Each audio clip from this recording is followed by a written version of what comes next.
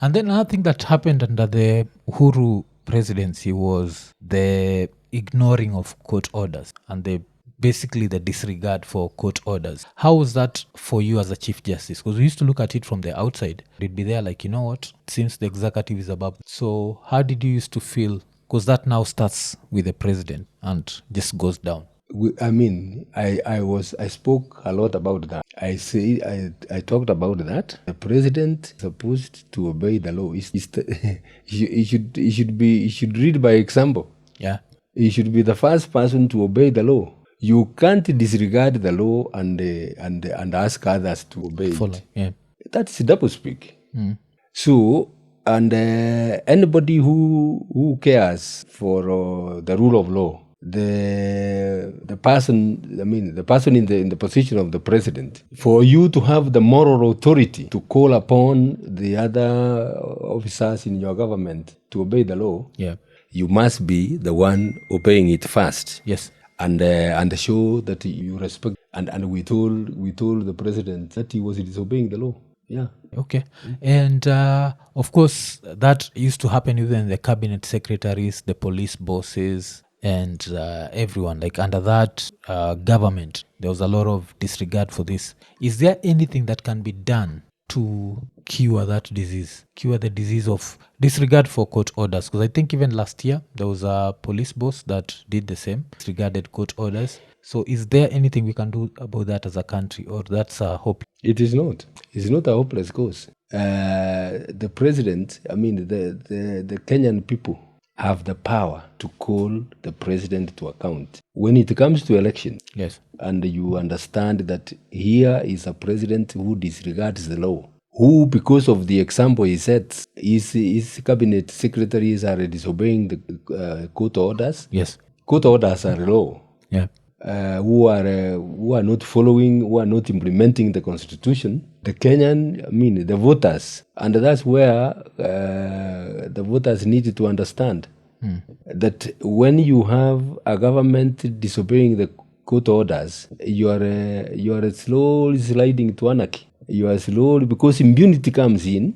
Whoever is in power or is as influence is not touched. He can commit any criminal act and escape with impunity. Yeah. As I said, when you get to that, and unless you cap it, you are headed for anarchy. You are headed for anarchy, and that is what we are trying to do. In fact, what I am one of my strong pillars in the presidential bid is to demand that everybody obeys the law. If the president obeys the law, he will send a very, very strong message to the rest of the people under him. Nobody can disregard the law. If the president is obeying the law, nobody can disregard the law. Yeah, okay. And that's extremely important. Impunity is what has sent this country to literally to where we are. Because some people get involved in criminal acts, yes, get involved in the plunder of public resources, because they know nothing will happen to them, because they are protected from those who are higher in the government to them, who are in higher positions than them, and perhaps they are doing that with their approval, and that's what has brought us to where we are. And that's what we are saying. That's what I'm saying, that if elected, I will reset the country back to constitutionalism, to the rule of law, so that if you commit a traffic offense, you are fined or you are jailed, depending on the seriousness of the offense. Yes. What does that do? People will start following rules. Rules. People will start following rules. The traffic, even the traffic flow, will be orderly. Yes. You have seen cases where, unfortunately, people overlap and people have slept on the road. By the way, you know that. Yes. The Naivasha road is normally very notorious for that. Yes. Like people get stuck, people sleep there. Yes. So that normally happens. But now, when you announced your presidential bid, there's some of us who are really impressed by the fact that you talked about constitutionalism. I remember, I even did a reaction video on that. I was saying, I love the fact that you are very calm and you talked about everyone following the law, and the way that would put us on a very different trajectory. Then there was this very interesting tweet that I saw, and I want us to go through this first before now we go into your presidential bid. The tweet was from Ahmed Nasir Abdullahi, and he wrote, "Who will vote for this clown? Juris Pesa flourished during his tenure as CJ throughout the judiciary and exponentially in the Supreme Court." So basically he's saying you ran a very corrupt Supreme Court, and this trickled down through the whole judiciary. So did you see this tweet? I saw it. Okay. So I saw it. are we trying to invite a clown to a palace? Because that's what he's saying. That's for the Kenyan people to decide whether it is Maraga who is a clown or it is Ahmed Nasir who is a clown. So, I mean, I don't want to go into that kind of argument. Let the Kenyans people decide. The history is there to show what we have done. Ahmed Nasir is loud about corruption in the judiciary. Yes. Ask him how many cases he has lodged, how many petitions he has lodged against the judges. Okay.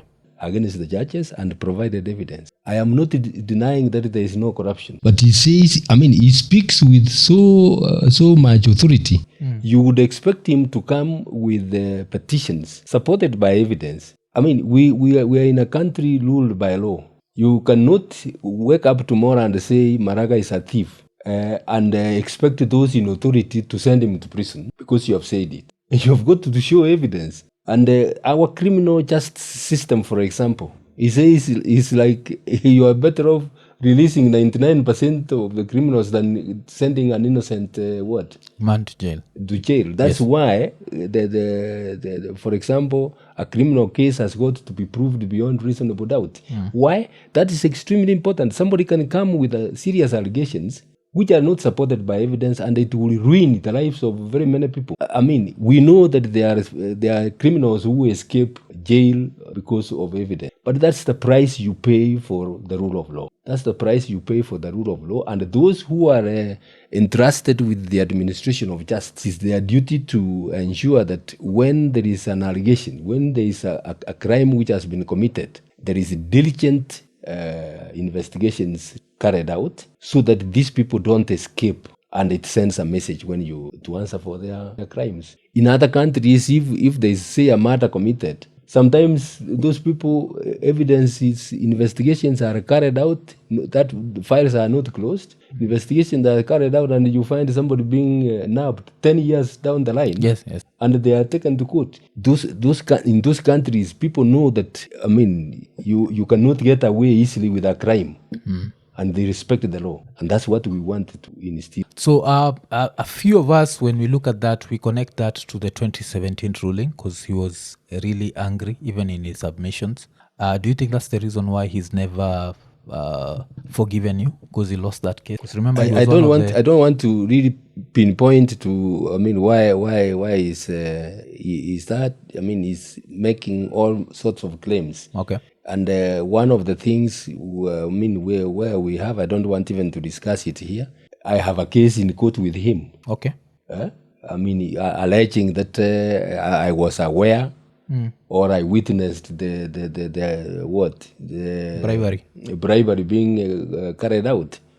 And I'm challenging him to bring evidence. So it's a matter in court. Let's leave it at that. Okay. But okay. I don't know if this other one involves you, but another thing that he said was recently in the 2022 elections, the 4 judges, I think there are 4 judges who were given around 1 billion shillings to share so as to sway the election. Having worked with these judges, because I think the only judge you've not worked with there was Koome. You've worked with the rest of them, yes?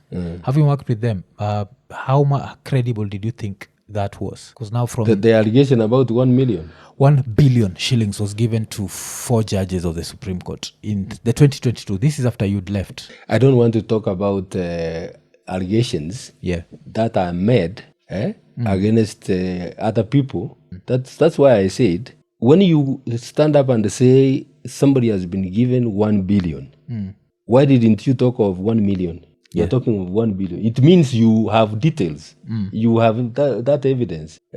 Why don't you bring it forward so that we get those 3 judges out of the system? It will, in fact, it is whoever is making that allegation is duty bound to bring that evidence so that these people are removed from the system. But making wild allegations without any support, that's what I find ridiculous. Okay. And this might have something to do with Ahmed Nasir, or maybe not have something to do with him. How is it a crime to fake your pupillage or whatever? No, I don't want to go to that history because I don't have any evidence on that. Okay. I saw it in the media, and I don't want to begin to I am also talking on allegations which are unfounded. Okay. Yeah, so I don't want to go to that. Okay, I just had to ask. So you've entered an arena with goons, thugs, and that's basically what the political class in Kenya is, where threats, intimidation is what wins. So do you think you can survive as someone who believes in constitutionalism? We are going to win.